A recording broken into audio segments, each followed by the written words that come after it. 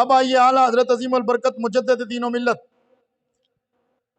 آپ نے فتاوی رضویہ کی 15ویں جلد کے اندر لکھا، صفحہ 235 پر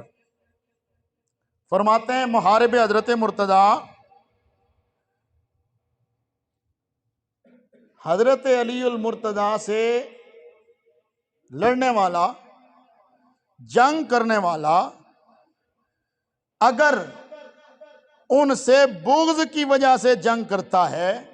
بغض کی وجہ سے لڑائی کرتا ہے، تو نزد اہل سنت کافر است بالاجماع۔ وہ اہل سنت کے نزدیک بالاجماع وہ بندہ کافر ہے جو مولا کائنات سے دشمنی، عداوت کرتا ہے، ان سے بغض رکھتے ہوئے، ذاتی بغض رکھتے ہوئے، وہ بندہ کافر ہے۔ اور یہ اعلیٰ حضرت نے اپنے پاس سے نہیں لکھا، یہ شاہ عبدالعزیز کے حوالے سے لکھا ہے۔ اور اگلی عبارت جو اعلیٰ حضرت نے اسی 15ویں جلد کے صفحہ 216 پہ لکھی ہے، ہائے ہائے ہائے ہائے، مزہ آ جائے گا سن کر، توجہ۔ آپ فرماتے ہیں حضرت امیر بذریت طاہرہ ہوں،